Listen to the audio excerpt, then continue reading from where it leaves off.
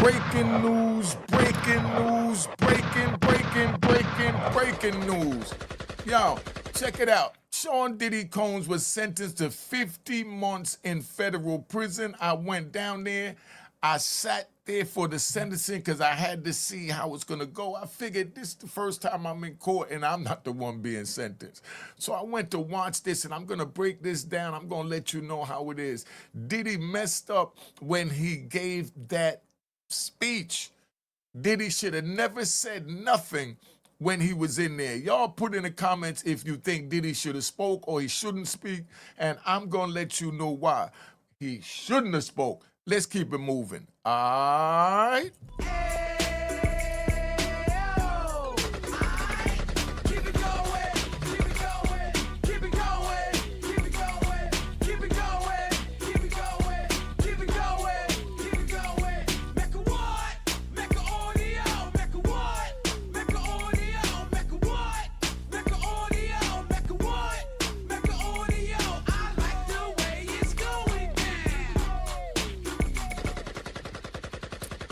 You know what it is, Unique Mecca audio, man. Check it out. I went there and I sat in the overflow room down there at the Diddy trial, and I'm not gonna lie, I was disappointed.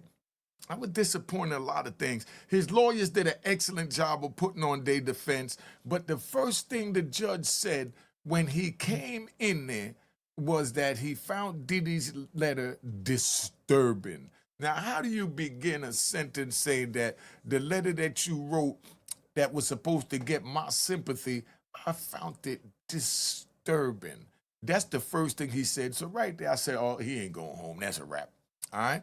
But now, as I sat there doing the trial, but let me break down the sentence. He got 50 months. 50 months, because see, in the feds, they do everything by months so that by the time you calculate it, you out there daggone courtroom. All right? Because listen, I know a dude that got, 480 months, right? And he's in the courtroom and he's like, 480, 12 times. And he's like, asked his lawyer, how much time is that? And the lawyer said, no, come on, we'll talk about it in the back. They just wanted to get him out the courtroom. That joint turned out to be 40 years, man. But now he got 50 months, right? Out that 50 months, he gets time served. So, 50 months is 4 years and 2 months. So take that off of the year that he already did, and then now he's looking at 3 years. Right? Then he gets time off for good behavior. That's going to be another 6-9 months, right? So now we're talking about 2 years and change. And then he gets what they call the drug program, right? And that's another year off. So that brings it down to a year. And then he could get the halfway house. They give you up to a year in a halfway house now. They used to give you 30 days. Now they give you a year. So you take those calculations off, and Diddy will be home by this time next year. By Christmas next year, Diddy will be home. But it looked like the judge just wanted to send a message, and the judge clearly said he wanted to send a message. When I sat there and I listened to how this whole thing played out, right? The first thing when that judge said that he found the letter disturbing, right? And then he said that he wasn't going to use, acquitted conduct because his sentence was already, written up. So in other words, it don't matter what Diddy would have said from that statement. The judge already said he already had the statement written up. The judge took time to write it up, man. It might have took him a week, a month, but whatever. He already took time and analyzed it, what he was going to give Diddy. He knew what he was going to give him. So he shouldn't have went up there and said nothing. I'm going to go back to that in a minute. But when I sat there and I looked in the joint, I could not even recognize Diddy. I'm sitting there and I'm looking at the screen and I'm trying to see who I know in the courtroom, behind the defense and all that. And I didn't see anyone that, I didn't see Diddy. And then when I looked again, I seen this old scraggly man looking like, Fred Sanford, with the salt and pepper here. And I said, oh, snap, I think that's Diddy. You know, because there's no longer the drawings that you see in the paper and you don't pay it no mind, those sketches. But I'm looking at him and he looks just like the sketches. They did a wonderful job. But Diddy looked at broken. That's all they wanted to do. They wanted to break him. When Diddy sat there in the courtroom and he heard his children speaking about, how they felt about him, you know, what a wonderful dad he was, it was like, it, it, it, it, it it brought everyone to tears. They even started handing out napkins, what they get napkins, what they call it, tissues. They started handing out tissues, walking around with a box. The officer that was in there was walking around with a box, handing out tissues for females to wipe their eyes. That didn't move me then, but I'm not gonna lie. What did move me is when I saw Diddy get up there and he gave his speech. I said, don't do it, Diddy. Ask the people that was next to me. They'll put it up. I told them, Diddy, don't do it. Don't say nothing. It don't matter what you say, they're going to bang you out. So now, and what he said is going to come back to haunt him because Diddy went back to saying that he take full responsibility. He apologized to the victims. We know those are all the things you're supposed to say. But no, you're not supposed to say it when you're getting ready to go on appeal to appeal the sentence. And then before, in another hearing, I heard Diddy also tell the judge, oh, you did a wonderful job, Your Honor. You was fair. Thank you. They're going to use all those words in the decision making of his appeal. No matter how good your argument is, they're going to say, well, you told the judge on the record that you were satisfied with the way he handled, the trial when you found out you was acquitted of the RICO. You told the judge you were satisfied with the way he handled the proceedings and that he was fair and just.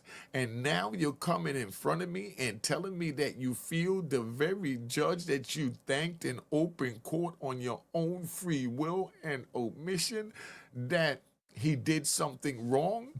Wasn't you the one in the courtroom saying that he did a great job? That's why you don't do it. Then he turned around and he apologized to the victims. We know that they deserve an apology. Save that till you get out and you on free soil. You can't do that in a courtroom because, like I said, and like they tell you when they read you your Miranda rights, anything you say can and will be used against you in a court of law. So all of this groveling and apology that you did, Diddy, and I'm not saying that he shouldn't have apologized. I'm saying he shouldn't apologize in open court, knowing that he's getting ready to fight the sentence from the judge started off saying that he's going to, the letter was disturbing, And then, he was pouring out his soul, but at the wrong time. Because your soul pouring out is going to come back to bite you. Watch what I tell you. The appellate court is going to say your arguments are very strong. But you said at your sentencing and at the conclusion of your trial that the judge Soberanian did an excellent job and you were satisfied. And now you want to get them. And there's another thing, right? They ride, right? Got to ride with the gunshots.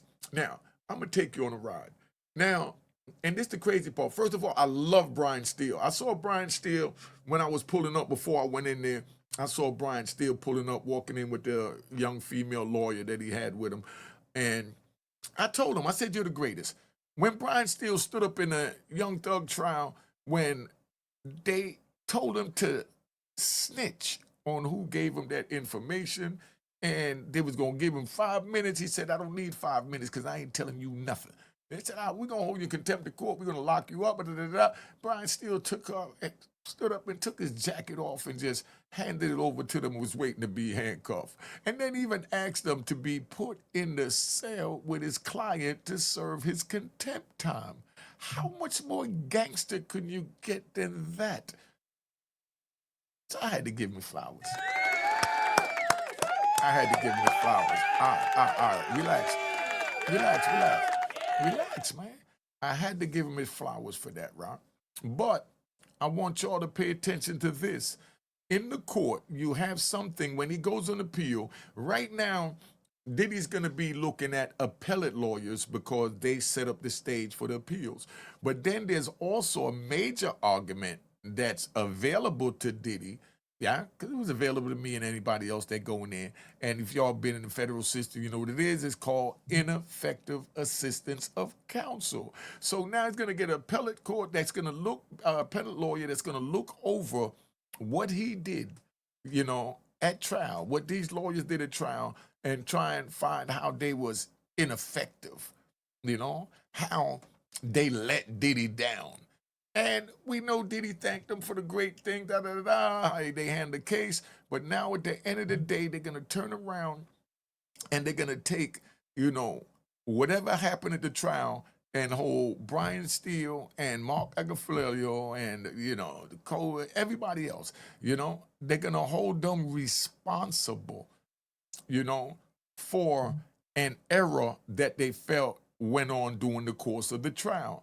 That's called ineffective assistance of counsel, meaning your counsel fell below the standard of the performance you should have gotten. And we all heard and seen Brian Steele, and Marco Valerio, how they both work. And I think they did an excellent job. But in the feds, we have ineffective assistance of counsel. So that's where Diddy got to make a strong choice of saying, damn, do I flip on these lawyers now and listen to what these appellate lawyers are saying and charge, my buddy Mark, my new friend, Brian Steele, with working below the standard of the legal representation that I was supposed to get? That's called ineffective assistance counsel. So Diddy could get an appeal lawyer and he could appeal, the trial and the sentencing, and hold Mark Agafrilio and Brian Steele responsible for his conviction and his sentence. Do you think Diddy would be wrong if he did that? Or do you think Diddy should do that if there's an opening for him to get out of jail to throw Brian Steele and Mark under the bus?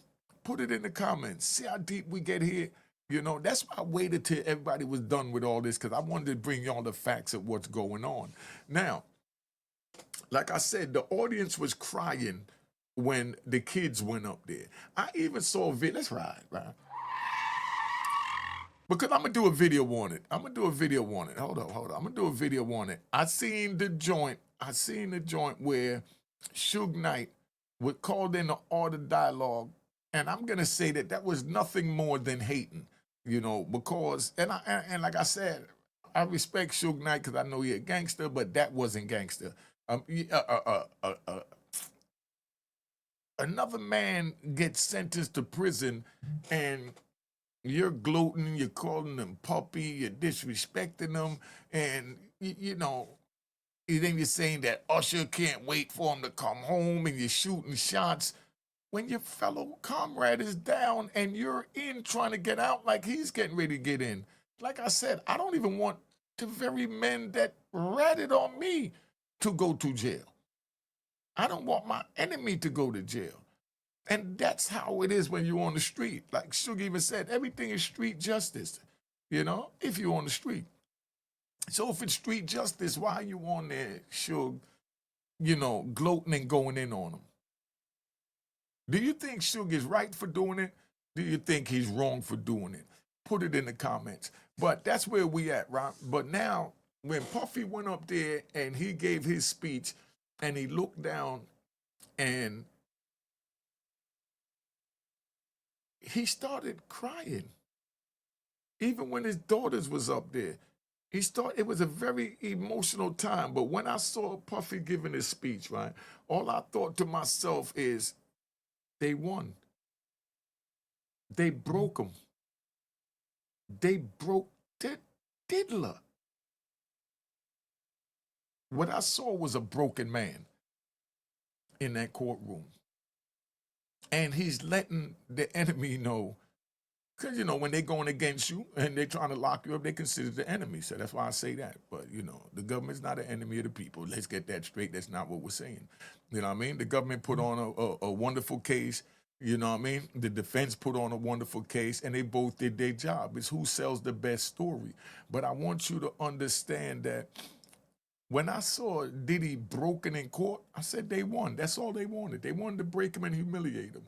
They took him from way on top that we couldn't even see him. He was so high in the stratosphere, right? He was so far, so high. And they broke him down to be nothing.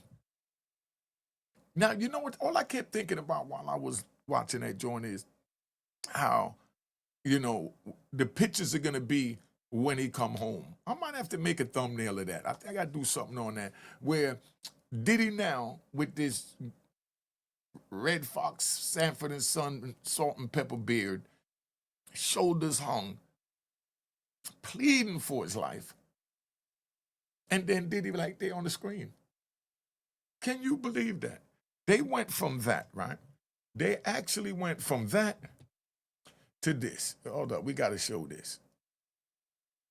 We got to show this. This is Diddy now. So you could picture Diddy right there now and then turn around and let's say Diddy Hig. They're going to put those pictures out side by side once he's released. And I've seen a lot of the commentary that the so-called legal experts are doing on it, and they don't have a clue. They don't have a clue.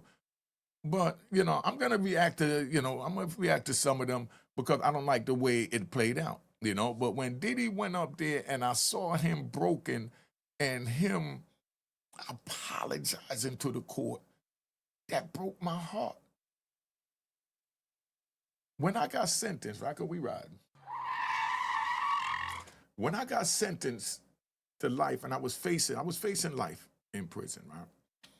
Multiple lives. But when I got sentenced, the judge chose to give me life plus 20. So before he even handed down the sentence, he asked me if I had anything to say. I knew he was going to give me life. So what the hell am I going to say when I know I have to appeal this? I got to appeal this sentence. So whatever I say at this sentence, like they said, anything you say can and will be used against you in the court of law. So what do I look like saying I'm sorry for poisoning my community, I'm sorry for destroying, other people's lives, I take full responsibility for everything I did, and I know I'm going to get life anyway. Just like Diddy knew he was going to get banged out anyway. Because the judge told him before he even started. I listened to the joint because I was in the overflow room. The judge said, your letter was disturbing, and, I didn't use the what do you call it? He said, I didn't use the acquitted conduct, is what the judge said. He said, because it don't matter because I already have my sentence. Once he said that, what is there to talk about, Diddy?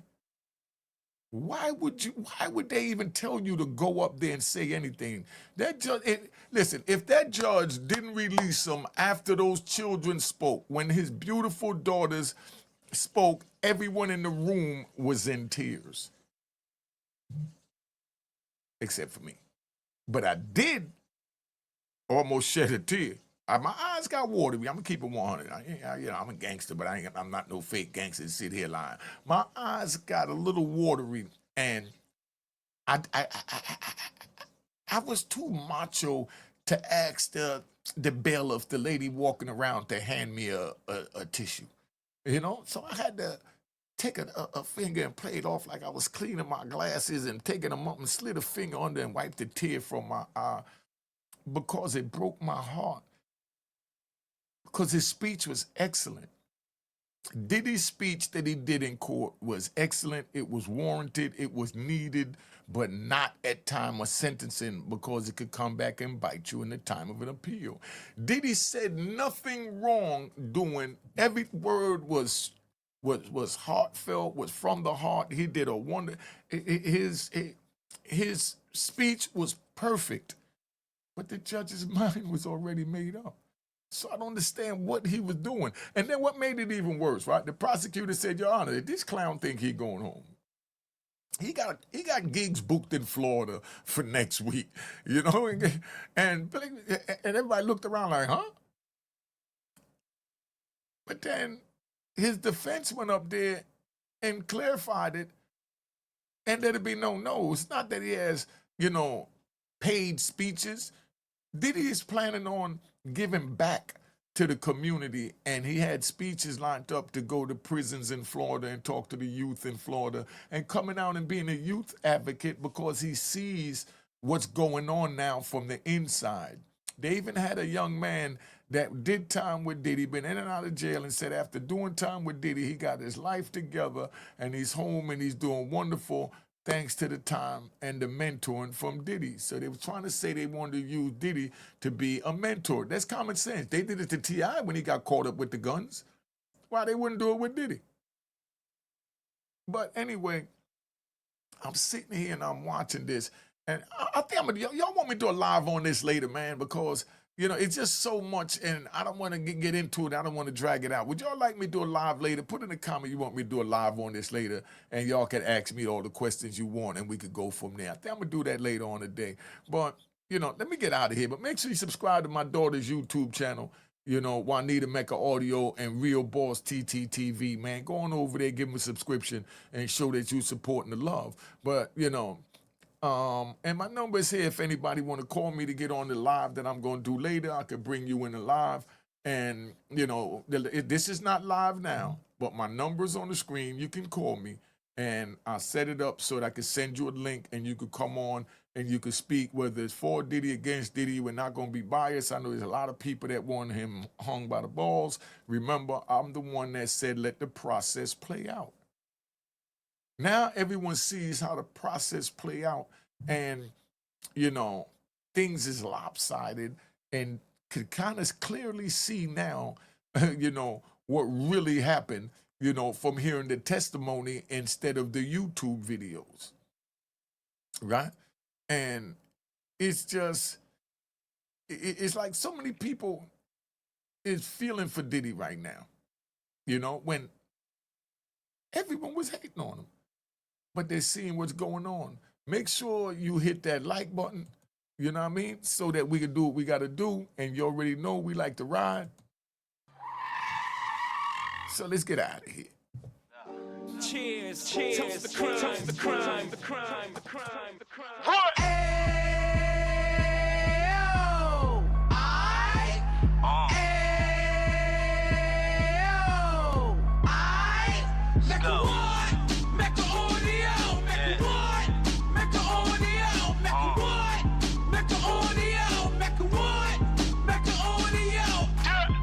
Fresh out the can of 26, yeah. He back on the strip, getting back in the mix. Yeah. What he mentions a gift. You stand up 10 toes down, and I suggest you pay attention to this. Real. Take a little gully posse and put it in home. He cut from the bottom, came up from the bottom. Drop the book, you should go and get it. An Instagram page and a YouTube you could go and visit. Yeah. Then you could consider yourself LinkedIn. Real. Sit front row and get Jews from a kingpin. How he went through it so you ain't gotta go do it. To not pay attention would be stupid. Talking about a man that probably put your grandfather on. Probably the reason that him and your grams got along. A man that generated millions on the block, did his time, never squilling to the cops, Mecca Audio.